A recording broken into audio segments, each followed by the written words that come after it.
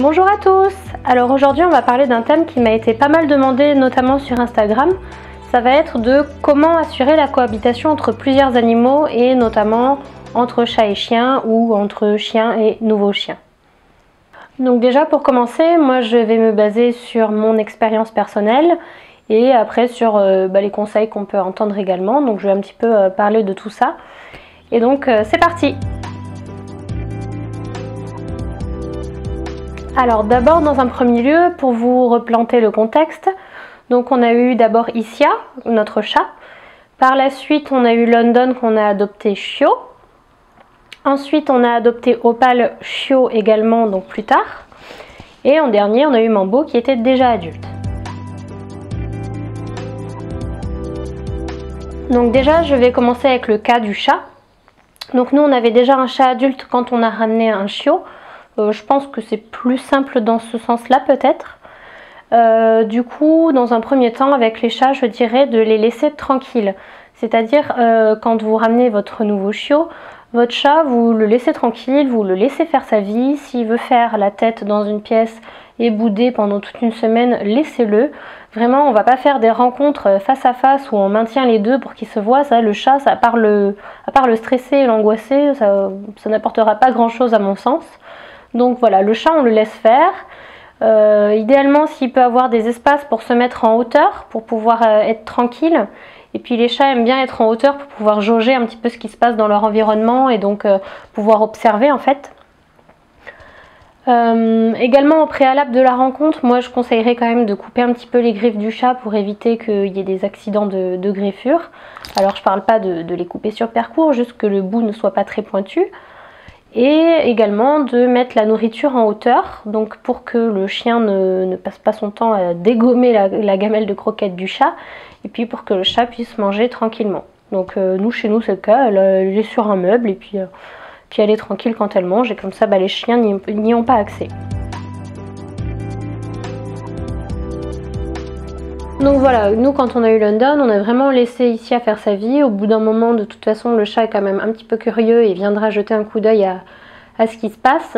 Mais vraiment, pas de rencontre forcée face à face, ça ne sert à rien. Donc au bout d'un moment, voilà, comme je disais, le chat, souvent nous, c'est quand les chiens dormaient en fait, elle venait sentir un petit peu qu'est-ce que c'était, qu'est-ce qui se passait, et elle venait quand ils dormaient. Et puis à force, ils finissent par se côtoyer. Des fois le chat donne des petits coups de patte quand ça lui plaît pas. Après bien sûr c'est un chat, des fois elle fait exprès de se planter en plein milieu d'une entrée de porte et elle attend qu'il passe. Mais autrement voilà, c'est plutôt tranquille. Donc ensuite je vais aborder le deuxième cas que nous on a pu rencontrer. C'est d'apporter un chiot dans une famille où il y a déjà un chien adulte. Donc quand on a eu Opal qui nous a rejoint et que London était déjà adulte. Donc là, dans ce cas de figure-là, le mieux de toute façon, c'est toujours de favoriser une rencontre dans un milieu neutre. Donc milieu neutre, le mieux c'est en balade. Comme ça, il n'y a pas d'histoire de territoire et de c'est chez moi. Donc le mieux, voilà, si on peut faire ça en extérieur dans le cadre d'une balade, c'est vraiment le top.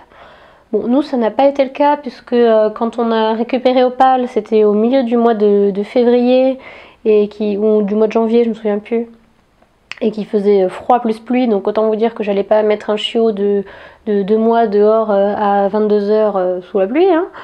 Hein. Du coup, on a fait ça dans le salon et ça s'est très bien passé. Voilà, pareil. Laissez-les faire, s'ils veulent se sentir, ils se sentiront. Si y en a un qui veut aller dans un sens et pas aller voir, et c'est pas grave en fait. On va pas les forcer à se côtoyer face à face comme ça en les tenant.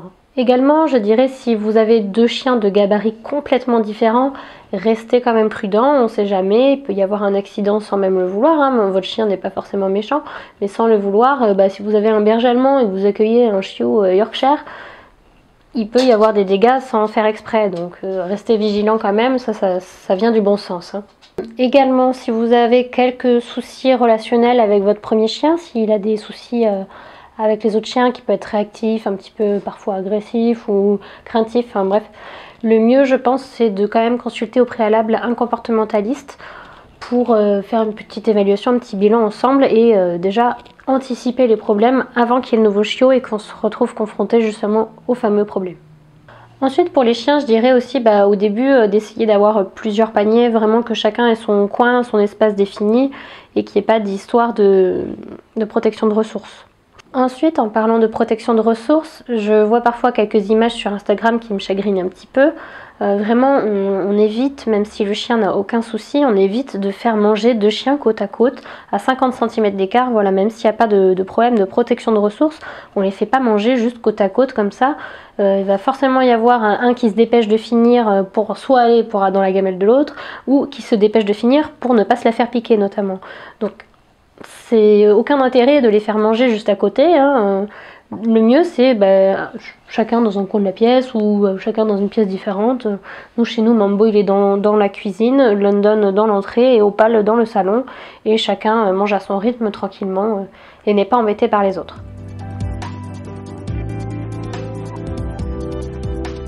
Et enfin, le dernier cas de figure qu'on a rencontré, nous, c'est quand on a récupéré Mambo, donc un chien adulte, qu'on a amené à nos chiens qui étaient déjà adultes également, mais surtout aux chats adultes. Donc le souci, entre guillemets, quand on a récupéré Mambo, c'est qu'il n'avait jamais vraiment côtoyé de chat, si ce n'est les chats qu'il voyait en extérieur, et que là, pour le coup, il avait plutôt très envie de les courser. Il n'en avait jamais côtoyé au sein de son foyer.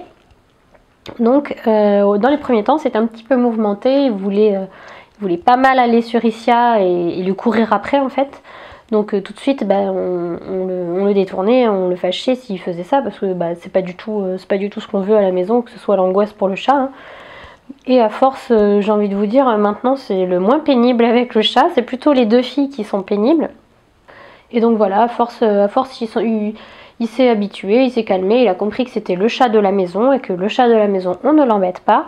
Et de toute façon, comme je vous l'ai dit, Isia elle se laisse pas faire, hein. Il s'est pris quelques coups de patte pour lui dire attention, c'est pas toi qui décides ici.